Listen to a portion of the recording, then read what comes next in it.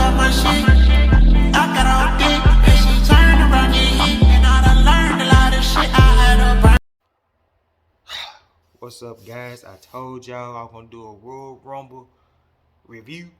I mean, at first, like I was on the phone with my homeboy, like, man, I wasn't gonna do it, but we were talking about it last night. I mean, I think last night. That jump was so good, it was amazing. Now it was some hit and miss moments, but it wasn't really a lot. But it just, I feel like after we gonna get straight into it. But hey, hit that, man. Hit the comments, subscribe, hit that notification button. And man, shoot, I don't even think I'm gonna be long on this episode. It's gonna be a lot of editing.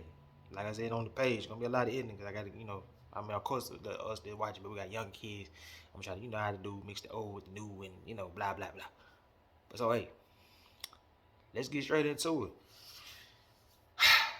Man, that men's Royal Rumble was,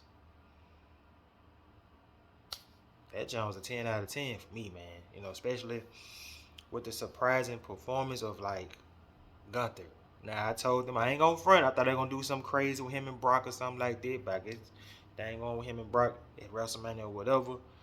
So, I was surprised. Gunther and Sheamus started off, set the tempo, getting it started, dominating and stuff like that. A lot of folks did good. A lot of folks did shine too. So, Gunther was one of them. And this is a guy that Vince didn't even believe in. You know what I'm saying? From the jump.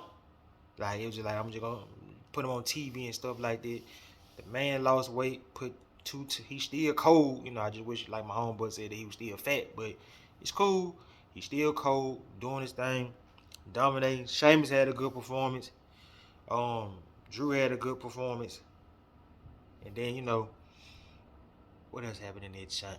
I don't think I ain't like about him, be real with you, that Cody coming in at number 30. Like, we all should have known that he was going to come in number 30. Like, we should have known. Like, at that point, we kind of already knew.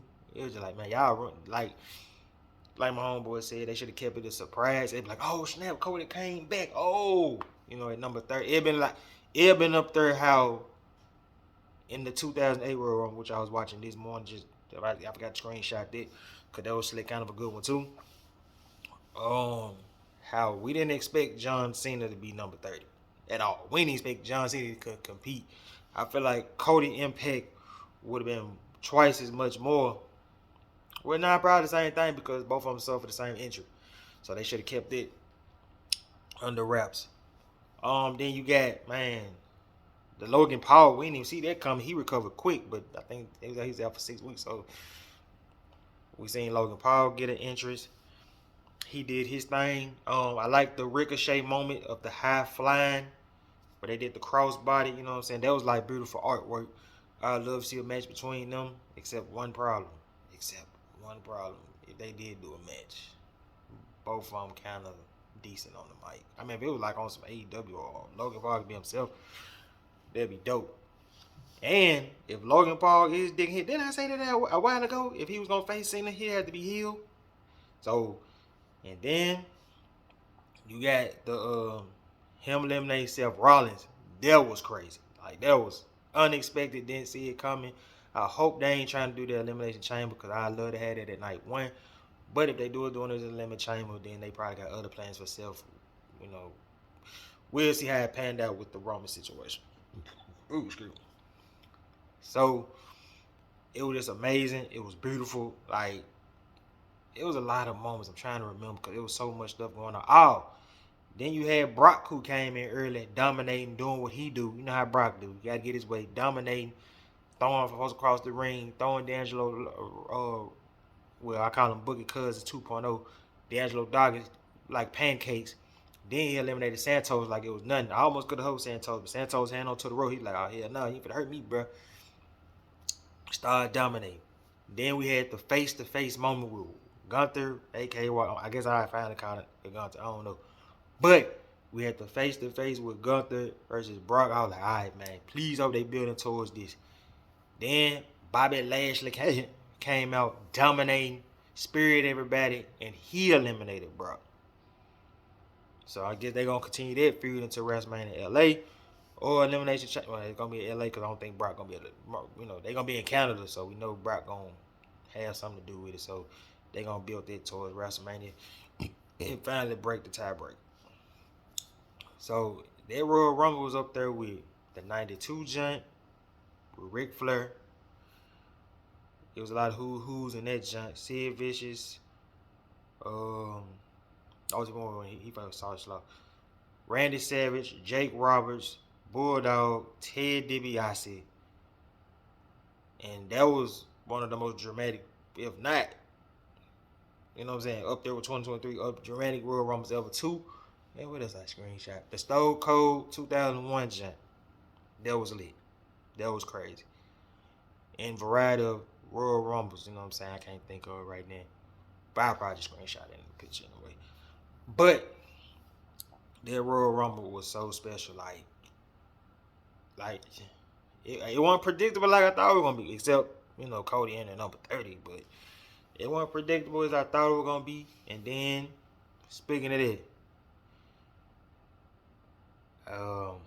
after Logan Paul and them eliminated, and it was down to two, number 30 and number 1. I like how they built it, and they wrestled for a minute, and they was going at it, and I mean Gunther chopped the hell out of Cody. Boy, Cody's chest looked like red meat, like pork chops or something, or beef or something. You know what I'm saying? Just chopping the man. Pow, pow. Throwing the man. So they wrestled for a minute. It was almost up there as like the suspense of Shawn Michaels and Diesel, except that was kind of quick. And I was kind of mad that Diesel and Shawn didn't wrestle for a minute. It was just like Diesel eliminate somebody, and then Shawn switch in music, Diesel over the top, bro. So that's how it could have been in '96 for Diesel versus Shawn. For that one, it was up there, man. It was up there for us, the Royal Rumble. So I give that John a 10 out of 10, man. You know, congratulations to Cody. You know, I don't know, man. Good luck, bruh.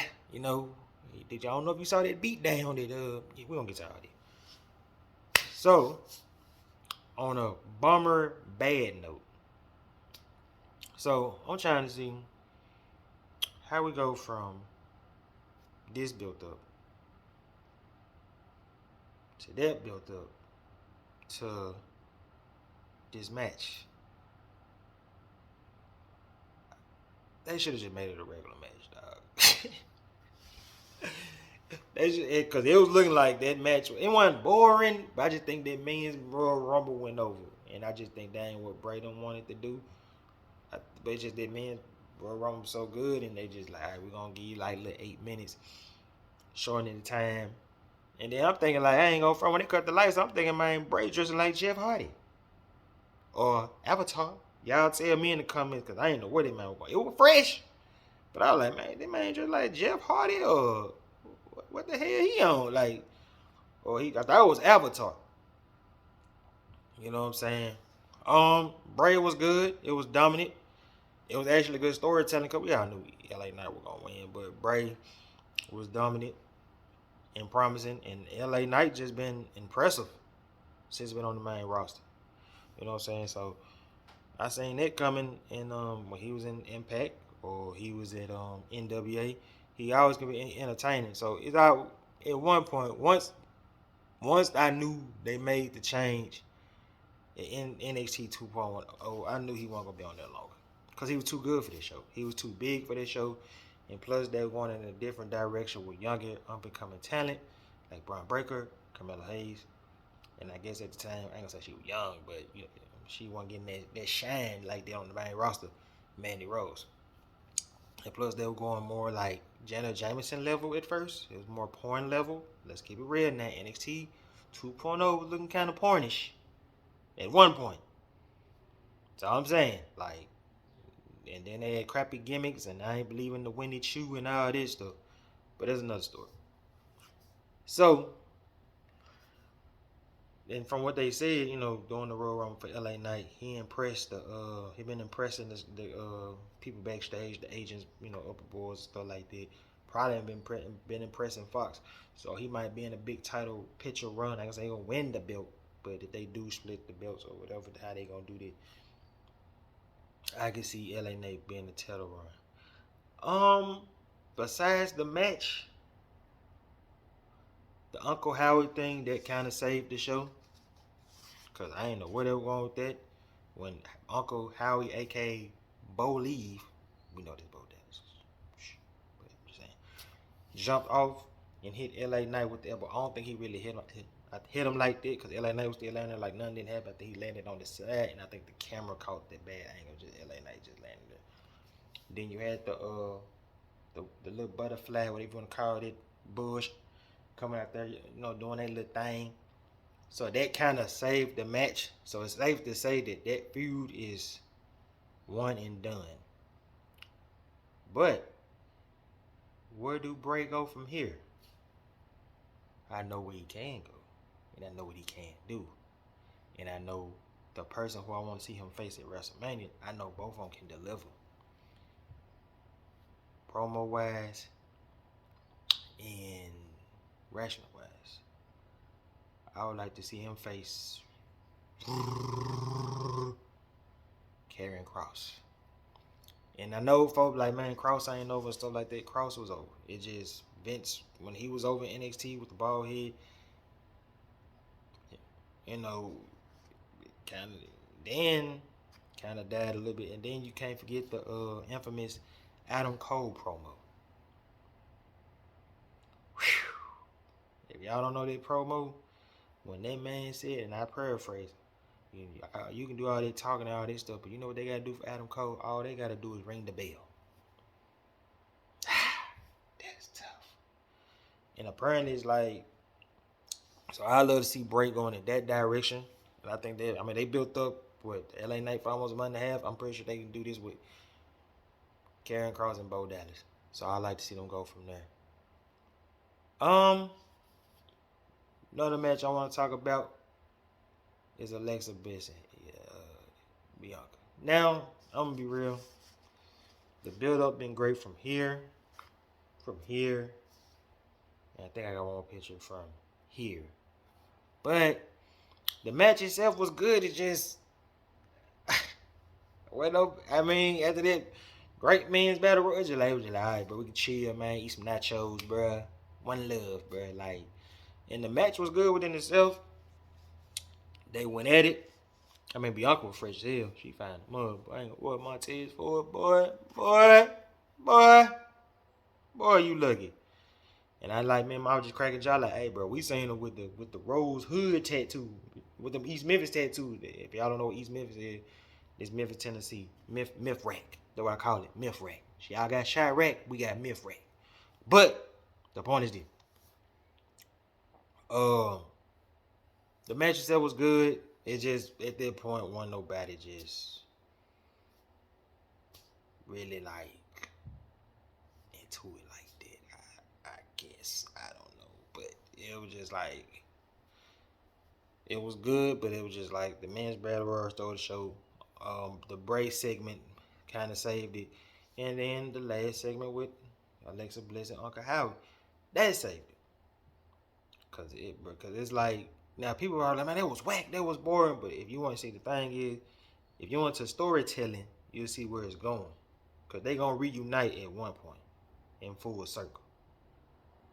It's going to all make sense when they come together. But, you got the common fans that's 37 with an IQ of, or attention span of 0.1, they won't understand. I expect it from a little 6-year-old, little 15-year-old. But, like, a grown man, it's like, it don't make sense. So them kind of endings kind of saved both of those matches, because the matches was good. It just, we weren't interested at that point, Hell, we were busy having conversations about the matches and other stuff going on. You know what I'm saying? So, and plus I was in my boy Eli way. My bad, Eli, man. I ain't mean to get in your way like that, dog. You know what I'm saying? My bad, little bro. Now that my little nephew. So, So, as far as that, it was straight. You know what I'm saying? It wasn't bad, it was just straight. And I just think at one point, I don't know. I don't think folks getting tired of Bianca. It's just that I think they ready for Bianca to have new challenges and new motivation. So, we're going to see what this Elimination Chamber look like. I think they got Nikki Cross, Oscar, Raquel Gonzalez, and Who else in that champ? I can't think. But hey, shout out to Bianca, shout out to Alexis. You know what I'm saying? It's gonna be interesting to see where Alexis go from here, especially if she's not gonna be in the WrestleMania picture or whatever. And we're gonna see. They probably put up. You know, if she's not gonna be in, she's gonna be involved with the Bray storyline if they heading towards that direction with brother versus brother, basically. Like nigga, we know. But now if it was like 95, you know, you could have fooled me, but we, you know, with Bleacher Reports and all that. Plus we see that little beard. I see y'all trying to have that beard too. I see y'all trying to have Bo Dallas beard. Y'all like, man, show you this shit. Oh, they know it's you. So I see what y'all doing, bro. I'd be surprised if it ain't Bo Dallas, actually. I'd be surprised. And it could be my boy Vincent. Because if y'all don't remember my boy Vincent from ROH, he was at NXT 2.0 recently. And I was like, why is he there? Now, if it was the black and gold, I'm like, all right, they got a shot to shine Vincent. But I'm like, no. So we'll see where they go from there. All right. Then we have the Women's Royal Rumble. Whew. That jump was surprisingly good. We was looking like, bro, if that jump second, that jump better deliver. And boy, if it did. You know, we have a variety of moments where you had Rhea Ripley and Liv Morgan entering number 1 and 2.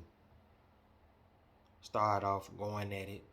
And we had varieties of superstars. We had Tamina return. Hell, Natalya return with the drip. Who else returned? Of course, we got Nia Jax right here return. You know, she got Crip gang bang beat up and threw out the ring. It was a lot of compelling. You had, you know, Bayley and Becky still continuing their storyline.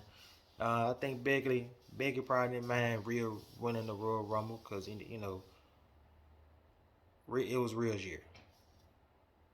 Hate to say it like that. It was Rhea's year. Rhea been dominating in the storylines. We did not expect Judgment Day to take off like that after Edge, but then when you got Triple H at the helm, you got a chance to do things. When you got Vince at the helm, it's like, alright, Brad, like, I don't know what this man doing. You know what I'm saying? But it was her year. She dominated. I'm surprised she picked Nia Jax up in that reptile though, man. It wasn't looking too good. Like it was like, oh man, she finna break her back. Of course we had Oscar.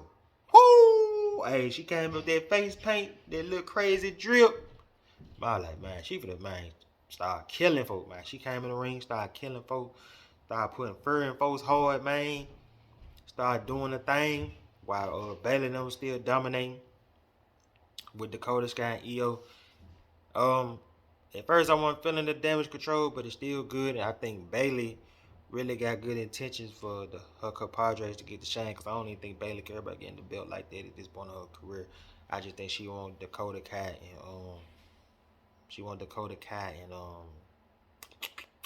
Io Shirai to get they just doing they shine and stuff like that. So it's gonna be fun to see where they go with that. And then I think Becky eliminated both of them, and then Bayley eliminated her. So, and then what else happened in that chat? Of course, we had Michelle McCool coming out with Ugg boots. I was like, man, what the hell, man? You good? I thought she came out with Ugg boots, bro. You know how hard it is to wrestle in some boots? Especially Uggs. Uggs ain't cheap. I bought my mama's on for Christmas like 2-3 years ago. That shit $110. Nigga, she pulled that off doing her thing from the crowd. So it was good to see that. Michelle still got it, man. We need that one return match. We need that one match. Now your husband, he still can't go. It's over with. You know, he eating chicken and fried. I don't know what y'all eating Texas, but it's over for his ass. But we need a match out of you, cause boy, woo, girl. All right now. So who else? Liv Morgan had an impressive performance. She was in there for like an hour and 11 minutes. I forgot to put it on there. Hold on. I got to put that in my notes because I got the last question going to be crazy. And I'm going to tell you. And y'all be like, bro, you still choose that, bro? And I'll tell you why when I get to my last question. So, I give the Women's Royal Rumble like, Raquel Gonzalez had a good performance too. She made it down to the last 3 and stuff like that. So it was a lot of fantasy matches during those Royal Rumbles and stuff like that. They could do it. So basically, to be honest with you, Triple H he got so much talent to do with WrestleMania. It could be crazy. What he can do, what he can do, in so many scenarios he can go with and praise the wrestling guys that Ronda wasn't there. Whew, thank you. Because if she would have won again, I'd be like, look, little nigga, come on now. I love Ronda, little pimp, but that ain't it, bro. You know what I'm saying? So, as far as that. Then, whew, man, bloodline Kevin Owens versus Roman Reigns. Yo, that match was so good, we weren't even studying it. Because we didn't expect to see what was coming. With Roman and Kevin going at it, Roman looking at Sammy, yelling at him, give me the chair. Paul Heyman, give me the chair. They were just going at it back and forth, beating the hell out of each other. Then if you see the last distraction, Sammy being a concerned friend, hey man, why won't you stay down, look, bro? Just stay down. Roman came around, hit him with the spear. But before then, did y'all see how that man bounced that man head off the steel stairs like it was Shaq? So just bouncing him. I'm like, bro, I know Kevin Owens looking like, hey, bro, for real. Like, hey, Joe. Like, come here, my homie, talking about the last night. I'm going to get to the other point. Hey, man, you think folks want to beat Roman Reigns? Hell yeah, bro. You saw that man bounced that boy head off the steel steps. I think Roman ego done got the best of him. And I told them folks right here, I said, Roman, you know what? I said this way back in the episode. Roman became what he hated. Folks like, I don't like Brock Lesnar, I hate Brock Lesnar, da-da-da-da-da. Well, you became Brock Lesnar, brother. I ain't mad at you, you know what I'm saying? Get your shine on. Do your thing, you hear me? I ain't tripping, you feel me? But you became Brock Lesnar, bruh. For real. You doing light schedules. You still doing your thing now. Man, I'm talking you. Yeah, I think Roman done dug deep in that character, bro. I think Roman done dug deep, and sometimes you can play such a character that you can forget. Like, you might gotta go to counseling, like Michael B. Jordan. When he played Killmonger, he like, I had to go to counseling because I dig so deep in that character. Or you could be like Heath Ledger, who played Joker in Batman. He was right here. He was so deep into that character that I think he probably already dealing with problems. I just think playing that character just made it worse. And then he went off in 187 and his head splattered like noodles. But back to that. Back to the subject on task. Then the match ended. Roman celebrating. Then the family came out, walking around, doing the gang meeting. Started beating the hell out of Kevin Owens. Then the moment starting to build up. They beating him up.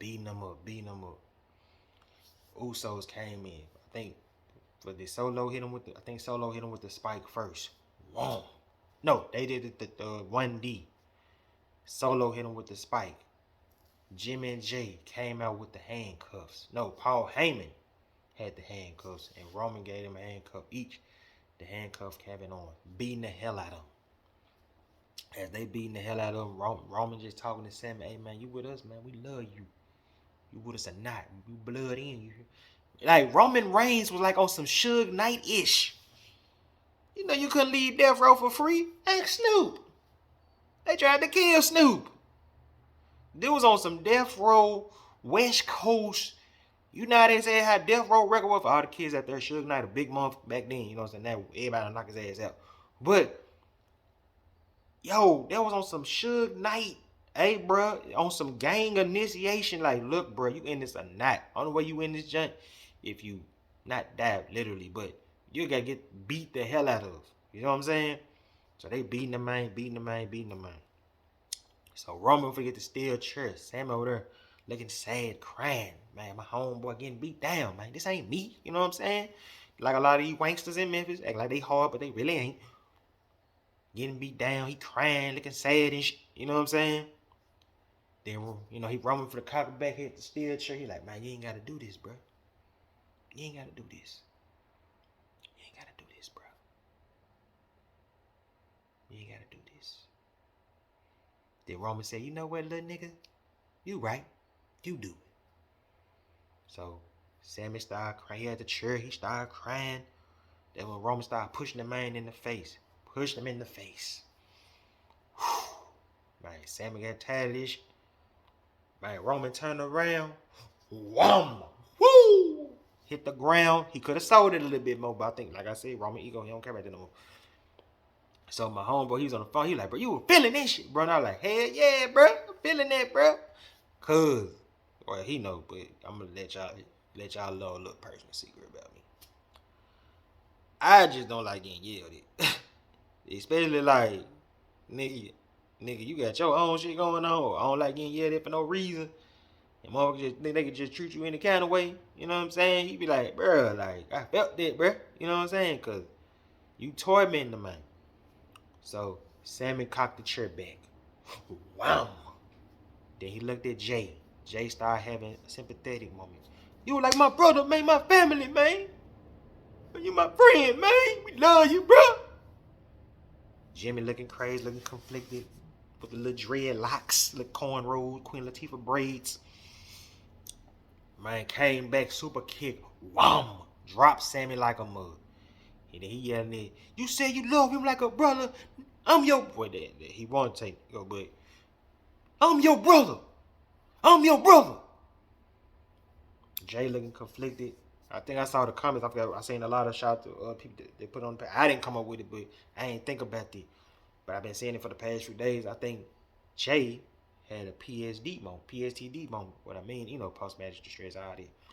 Where you remember when he first John Robert Reigns, he had to adjust. He getting yelled at every day like a little punk, a little bitch. You know what I'm saying?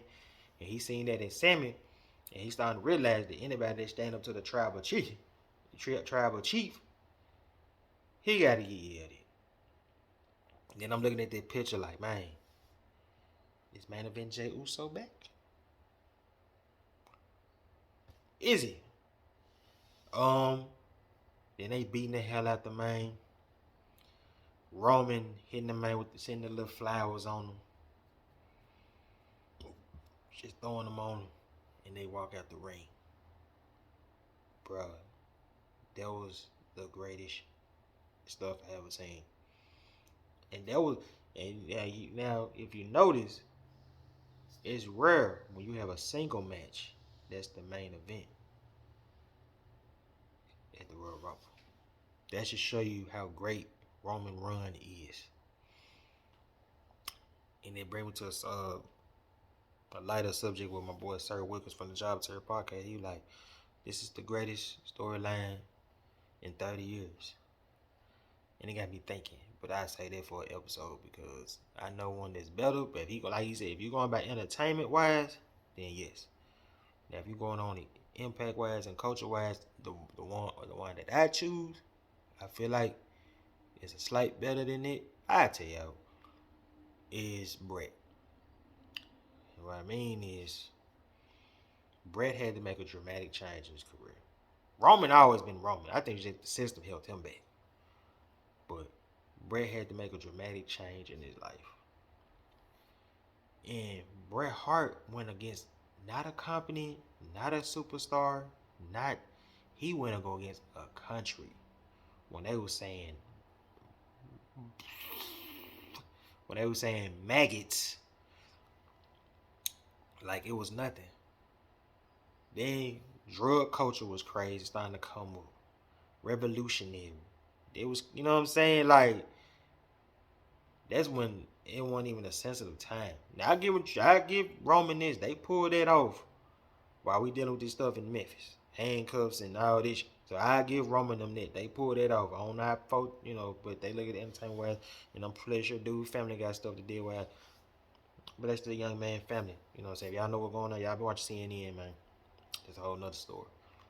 But that jump was impactful, and this gonna be one of the like, we're gonna be all 67 years old looking back like we watched that moment. We don't we don't need Dwayne. I'm a Rock fan, but nah, bro. Stay doing your movies, your next XFL, man. You good. So, and my last question is, who had the better Royal Rumble performance? Is it Gunther, Ric Flair? I know we don't acknowledge Lil Bruh, but his Royal Rumble performance was lit too. Chris Benoit, Rey Mysterio, Rhea Ripley, or Liv Morgan?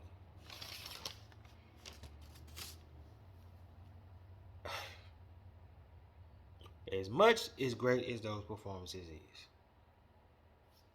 I gotta give the Ric Flair. What you mean, bruh? The circumstances, the endurance. The man turned up and got drunk with Ted DiBiase the night before and entered number 4 and putting on the show. And then, on top of that, he won the championship. Yes, they won the Royal Rumble. He won the championship. Listen to what I'm saying. He won the championship. It don't get no bigger than that. He won the championship, main eventing WrestleMania. I say that for that. But Ric Flair is the man. So y'all, that's it for this Royal Rumble edition. So I'm gonna edit this bad boy. Flock 2 is coming this afternoon. I'm gonna edit this, take a little break, and then I'm gonna record that Johnny at 3, and then I'm gonna take care of it. I love y'all. I'm out. Peace. Just let me talk my shit. I got